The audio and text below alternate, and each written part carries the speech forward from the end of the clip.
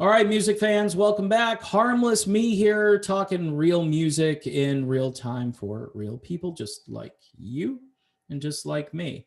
So the draconian lockdowns continue pretty much around the world, but there is a stimulus bill out there that, according to Rolling Stone and a few other places that are basically putting out the same story, um, that it's going to be just the greatest thing for songwriters, producers, roadies, individuals in various corners of the music business.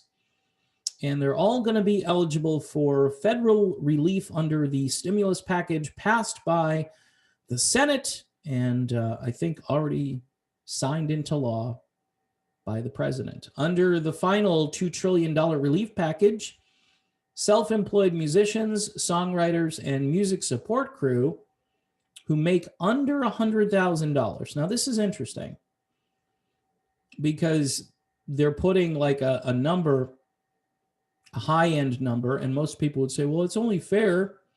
Well, here's my problem with putting a number on, like the 100,000, right? So say you were making 200,000 or 120,000, and now you're making zero. Is that fair? Does that help you? Nope, doesn't, because you made too much money. Now, maybe you can prove over the last year that you are not making any money.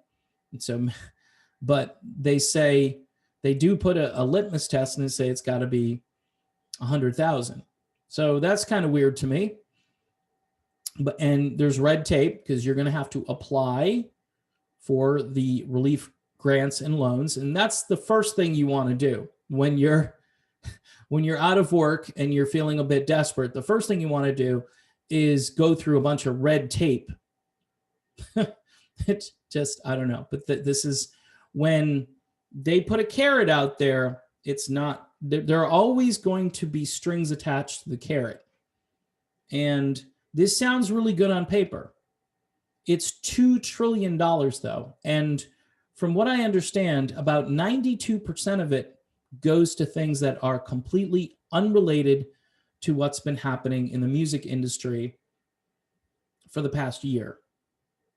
The deal, the largest in American history, which is scary to me, also includes a bundle of other programs assisting small businesses, contractors, individuals with student loans, and unemployment workers, or unemployed workers, not unemployment workers, which can put more cash in music industry workers' pockets. Now, I don't understand that sentence because at the end of it, it specifies music industry workers' pockets, but yet it talks about all these other entities out there. And again, only 8% of it is devoted to that paragraph that I just read. 8%. So you'll be eligible for loans and grants, possibly forgiveness of those loans if musicians can't make up the income at the end of the year. Well, this is the whole problem with this, is there's no end in sight to what is happening. You keep hearing, yes, there's light at the end of the tunnel, but then the last 2 days I've been hearing about a third wave or a fourth wave, depending on what wave you're on. Like if you rode the third wave and you forgot it was the third wave, then maybe you're only on the third wave now. It's completely confusing, and the fear factor continues to be ramped up every day. There's so much fear out there, and it's really sad. As urgent as the Music Modernization Act was, this is more urgent. This is going to save careers. Well, let me interject here. If you were at a restaurant last year and your restaurant had a bar and you had live music there, say Friday night, Saturday night, whatever, and your restaurant had to close because in order to make, see, this is what people don't understand. In order to earn a living and make money at a restaurant, you've got to do a lot of business because you've got to pay the staff, and this is economics 101. And if nobody can go to your restaurant, or there are restrictions on entrance, and people don't want to try to eat food and then, in between bites, then apply their facial coverings. If they don't want to do that because it just seems insane, which I think it is, then they're not going to go out. They'd rather just stay home and rent a DVD and then, order Domino's. I know that's not as good as going to your favorite pub. That's why, alcohol sales are way up at the supermarket and other retail stores, because people are basically staying home and doing it themselves because they want to be comfortable. They want to live life normally. And these people are saying, nope, another wave is coming. Don't get complacent, because another wave is coming. So I don't know. It says it's going to give workers, creators of music, a support system. It's going to help them sustain jobs. Maybe, maybe not. If you've been out of work for a year and you don't have any prospects because nobody's opening up, the money just goes to you and it doesn't create a job or anything. It doesn't create a job, because what it's going to do is help you maybe pay all the bills from the last year. If you're smart and you get this money, you're going to say, crap, I want to break even. I want to get back to where I was because I've been maxing out the credit card, or I've been borrowing money, or whatever it is you've been doing to try to make ends meet. And they say, we're talking about tens of thousands of people. This is a local nightclub performer, a sound engineer, a recording artist, everyone. Well, it's not the restaurant owner necessarily. If they're out of business, are you going to go and apply for a new business for them? You're going to buy a new location for them? I mean, this is the difficulty I see in this. They go on to talk about how that they have to change the language in the bill to cover the self-employed, sole proprietors, independent contractors. All right, which actually, when I read that, I think there's probably going to be a lot of fraud that happens, because there are going to be a lot of people that can claim such and such that aren't really part of this.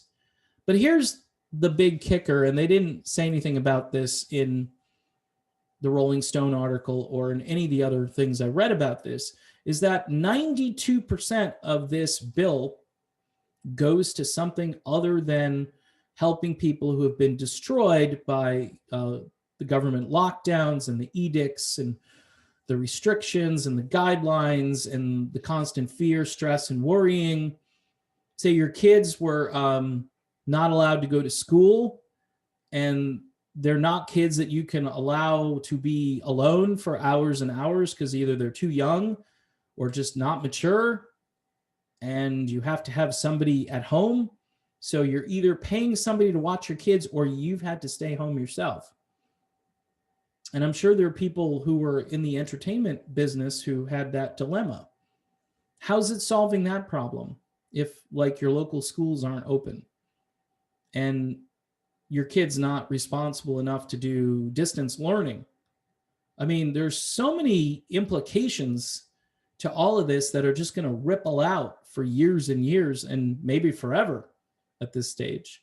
I mean, I'm starting to think, yeah, this is the new normal. They said it was going to be our new normal. We keep getting a glimpse of what could be, what might be. If we do this, this, and that, then something good might happen. And then when something good starts to happen, or it appears to be happening, then they tell you, nope, here comes the fourth wave. So again, the buying power of the money that they're printing is going to go way down. All right. Printing money, and then again, supply and demand and so forth, and just basic economics, you're not going to have as much buying power. Interest rates are going to go up. They're already going up in many cases. I don't know how this helps people in the music industry or anywhere, long term. This is a short term little hit of, monetary morphine. And then what's next? Another hit? I mean, that seems to be the strategy as we keep passing these things. I didn't agree with it last year. So if you think I'm favoring one side over the other, I didn't agree with it last year.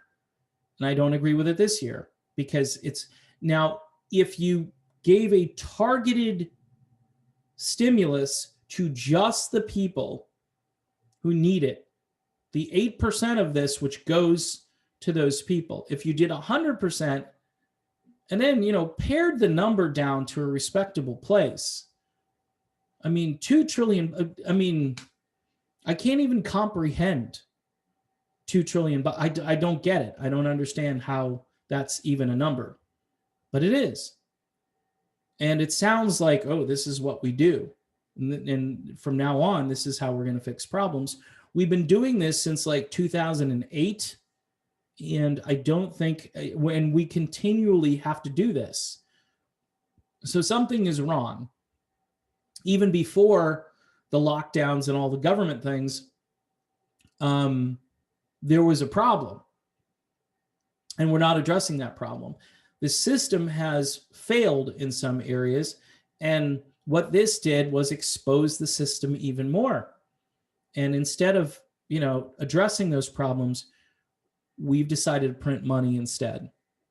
And you've got like Janet Yellen on TV, who's telling people it's just going to be great. This is how it's going to work. You don't have to do anything. This money will just get put into your account. You're going to love it. Okay. Well, again, it's a short-term fix to a long-term problem, even outside the idea of just what's happened in the last year. And nobody's addressing that. Everybody is literally just kicking the can down the road. In any event, that's my video. If you are in the music industry, my heart goes out to you, especially if you rely on live music as a way to earn a living, because that's the predominant thing these days, because you're not going to sell many units unless you're Da Baby or one of those types of people. The only reason I mention that is because my son told me about it. It's not something I listen to, so, just don't worry about me. I'm okay. I'm going to go listen to some classic rock when I'm done with this and just sort of cleanse the palate.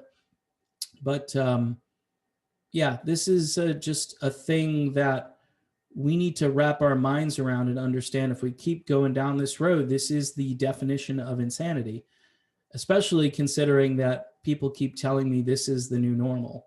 So if this is the new normal, insanity is already here, and it's here to stay.